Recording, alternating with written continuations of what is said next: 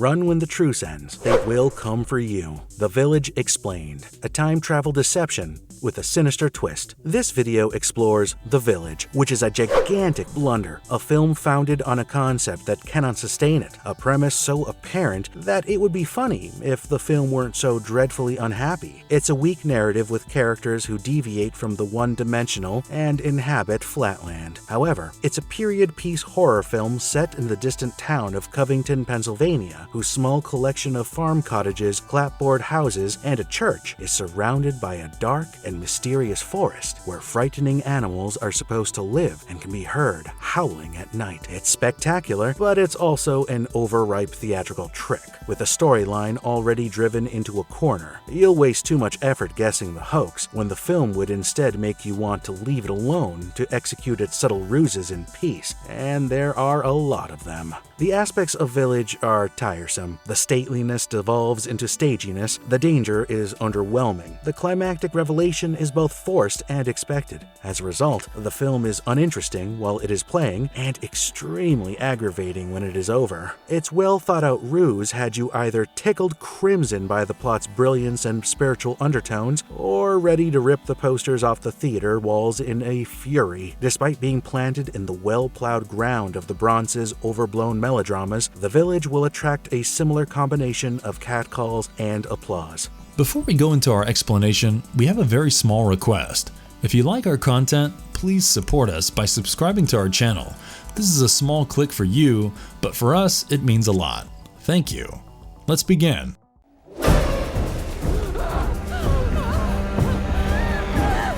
The story of a village reserved in time, captivated by monsters. The film's title alludes to a picturesque village surrounded by dense forests. It's unclear where it is. There are a few allusions to towns outside the woods, or when it happened, but it appears to be pre-industrial. Its premise of a secluded Pennsylvania village, threatened by unknown animals, irritated viewers. It seemed to stack twists on top of twists. The clothes of the characters and the lack of automobiles, telephones, and other modern conveniences imply either the 1890s or an Amish hamlet. Everyone talks as though they've read Friendly Persuasion. The two most critical civic qualities are probity and circumspection. This is a community in serious need of an East Village. The few dozen gentle individuals who live there raise animals, play cheerfully in the fields, and speak with an American accent that anybody who has seen fourth graders perform a Thanksgiving play would recognize. The people of this tiny old hamlet are terrified of those we don't speak of, unidentified humanoid monsters that live in the surrounding forests. The people have erected a massive barrier of oil lights and continually manned watchtowers. Following a child funeral, the village elders oppose Lucius Hunt's plea to cross through the woods to collect medical supplies from the cities. His mother Alice later chastises him for wishing to see the towns, which the peasants consider evil. The elders also appear to have secrets since they preserve tangible keepsakes buried in black boxes, ostensibly as memories of the wicked and misery they left behind in the villages they left behind. Following the burial of a 7-year-old child, Lucius Hunt requests permission from the village elders to cross through the woods to obtain medical supplies from other villages. His request, however, is refused. Later, his mother Alice chastises him to see the nearby towns, which the villagers regard as evil. The elders appear to have their own secrets as well, as they keep tangible keepsakes buried in black boxes, the contents of which are reminders of the evil and sorrow they left behind when they departed the towns. After Lucius takes a brief foray into the woods, the monsters go warnings in the shape of red paint splatter on all of the villagers' homes. Ivy Elizabeth Walker, the blind daughter of Chief Elder Edward Walker, tells Lucius that she has emotions for him,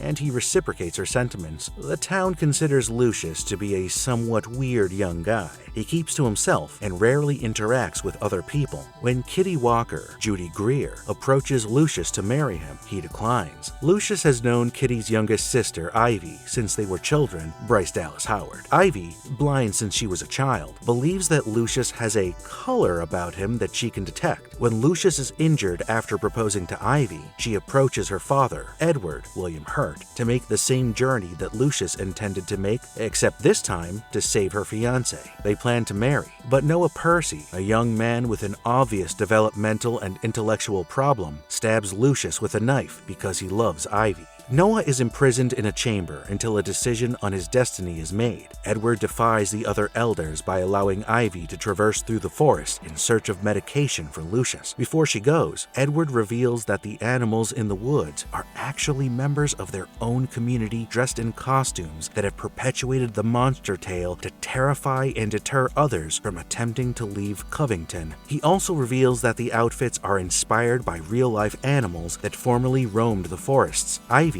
and two young men are dispatched into the woods, oblivious of the elder charade. Still, both protectors desert Ivy quickly, assuming the animals will kill them but spare her out of sympathy. Noah gives Ivy some red berries one day while they are in a bit of a spot near the woods' boundary. They do not grow in the hamlet, and Lucius believes Noah went into the woods and was not hurt by the monsters there. One of the beasts attacks Ivy as she travels through the woodland. She dupes it into falling into a deep hole and dying. This makes Lucius even more determined, and he returns to the elders to request another trip to the towns. Lucius feels that if the monsters let Noah enter the woods without damage, they will do the same to him. However, it is quickly shown that someone well-known managed to fool others. Ivy ultimately makes her way to the edge of the woods, where she comes across a tall, ivy-colored wall. Ivy finds a park ranger driving a patrol car after climbing over the wall at the woods' edge, who is surprised to learn she has emerged from the woods. Ivy sends the ranger a list of medications she needs to obtain. The ranger speaks to his employer without disclosing his experience with Ivy. It is revealed that it is the early 21st century,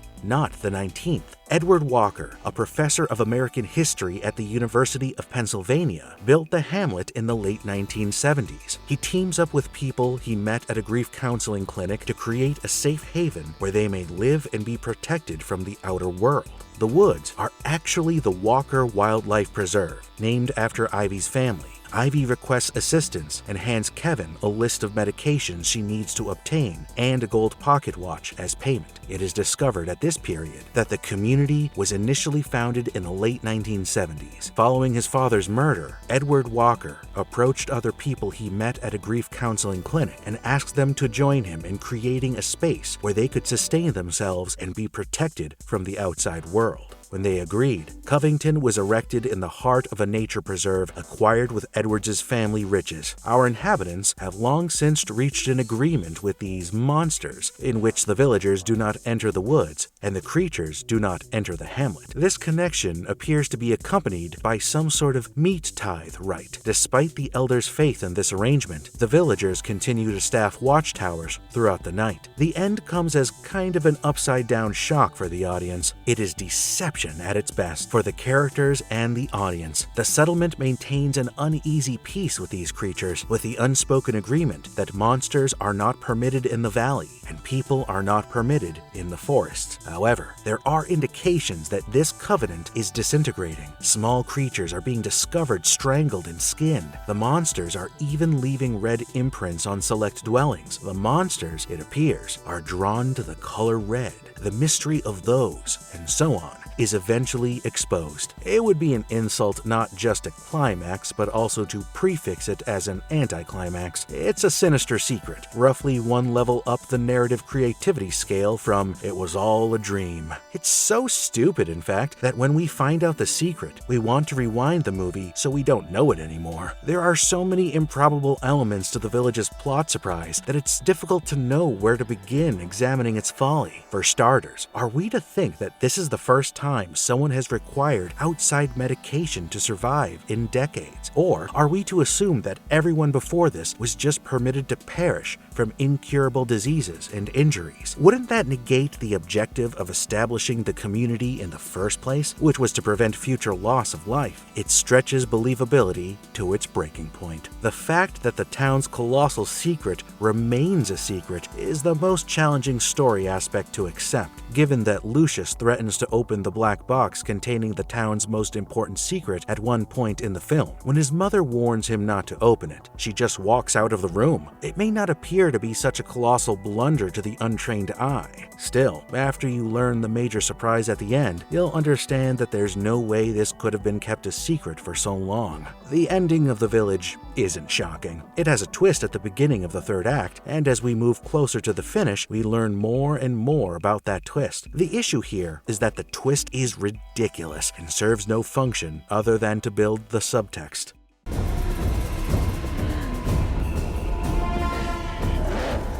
The monster. The forest surrounds the settlement. There are ugly, vicious monsters dressed in scarlet with twig claws in the woods. They are referred to as those we do not speak of, except when we want to end a designation with a preposition. We only see glimpses of those we do not speak, etc., like the water-fixated aliens in Signs. They appear better than the aliens from Signs, who resembled gigantic extras in long underwear. In contrast, those we do not, etc., seem like they were made during summer camp. The awful color is so horrible that it is illegal in town. When the kids notice anything red sprouting from the ground, they must immediately pick it up by its roots and bury it beneath the grass. The monsters that everyone is scared of are only a manifestation of an endeavor to protect the community and guarantee that no one from the village leaves. They are tall, slender, and cloaked in a scarlet cape of dried twigs. However, red is not how the people characterize the hue.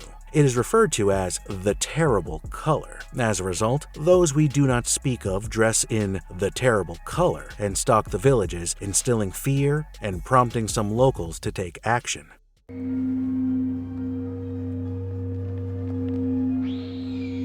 Why should you watch The Village, 2004? Shyamalan's decision to keep the idea of the monsters being really alive, even when Edward admits that they're made up, based on local folklore, is a clever little twist for viewers who want Ivy to accomplish her mission safely. But her decision to continue on the trek nevertheless, and then to confront what she comes to think is an absolute beast, throws her love for Lucius and the significance of keeping the village's legendary underpinnings over its terrible reality into sharp relief. Shyamalan undoubtedly returns to the twisted approach he seemed to leave for Signs. Halfway through, there's a medium-sized twist, then a sort of small counter-twist where the previous twist appears to be wiped out, and finally, a mega twist so huge that it's supposed to leave you with whiplash, a neck brace, and months of chiropractic therapy. However, in each case, the twist is telegraphed with a weak explanation, dulling the effect, and the ultimate surprise just does not work in the first place. The entire premise collapses through one of Shyamalan's many bus-sized narrative holes, which, to be honest, is a shambles. There are both significant and tiny flaws. Many, if not most, of the individual sequences in The Village are forced, emotionally fake, and desperate in their earnestness, which negatively impacts Shyamalan's directing of the performers. He handles with regard for material that Hitchcock would have scorned. He conducts the material as if he wrote it, which he did, and no one dares tell him otherwise.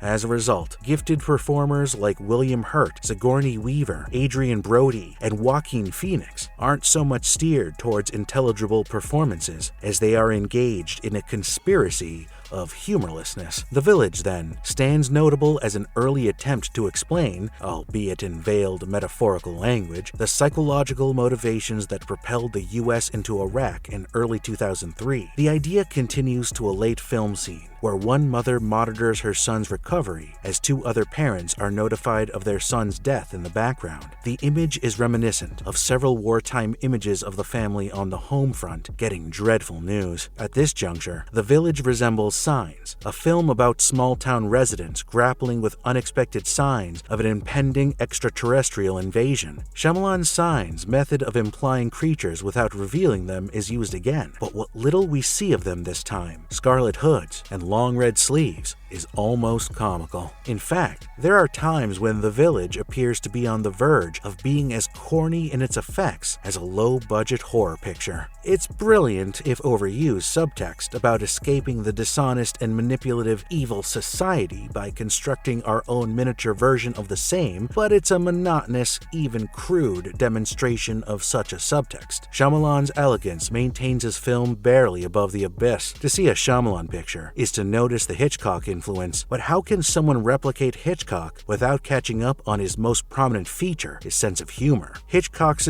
macabre humor runs throughout the film and is employed in various ways, including as an aim in itself, to undercut or create suspense, or to deflect from, excuse, or draw attention to the story's unexpected turns. A touch of humor may have aided The Village. It couldn't have done any harm. The fact is that nothing could have gone wrong. The film is so depressing that it is reluctant to speak out on its own premise. Even at periods of outrageous melodrama, it's boring as a result. This film comes to life as a tale and a further stage in his filmmaking journey. The Village has a visual magnificence seldom seen in a mystery film with horror elements, thanks to brilliant lighting, the use of vivid primary colors, red and yellow, and even some inventive long shots. On the other hand, the tale does not match up to the superb aesthetics. Despite its weaknesses and logical gaps, it captivates you if you are prepared to be sucked into Shyamalan's universe. It demonstrates a command of narrative and growing expertise in how to employ the twists or shocks that have become his specialty. We proceed through the film just by getting to know the stale and lifeless characters in front of us. With the potential exception of Bryce Dallas Howard's Ivy, the whole hyped-up cast is squandered on stock, hollow shells of characters that were cardboard cutouts in their greatest versions. Adrian Brody's performance is excellent, yet it is a beautiful rendition of an old cliché that fills an imagined hole. The Village plays out like a cinematic version of a discussion with someone who says, "Do you get what I mean by saying that? This was a really inventive film. You'd never believe anything like this could be accurate, but it is. There is a glimmer of romance, and don't be fooled by the plodding narrative line." The narrative finally comes down to the same dilemma that many stories set in isolationist tribes do, traveling to civilization for medication. It is up to Ivy, who is blind, to make the trek to the towns in order to save someone who has been harmed. The film is constructed in such a manner that everything makes sense towards the conclusion. The Village has endured, not just as a great M. Night Shyamalan story, but as one of his best, not because each new detail about these characters and their world surprises us, but because the filmmaker uses them to flesh out his vision, to offer new perspectives, to anchor, fulfill, and deepen the ideas and emotions that make those details seem so surprising. Perhaps The Village has something to offer. It has moments that capitalize on Shyamalan's semi-psychological scare power with his dismal atmosphere and physical feeling of dread. Still, even at that level, the film only gets you so far, since nothing ever coalesces into anything. There's a lot of that which may be disclosed, and the tense tension that comes with it. But The Village is a film about knowing secrets, and the more we learn, the less we understand how anybody could care. And if you liked our content, don't forget to leave a like and subscribe to us if you haven't already. Have a good one and be safe. Thanks, everyone. I'm back, Lucius.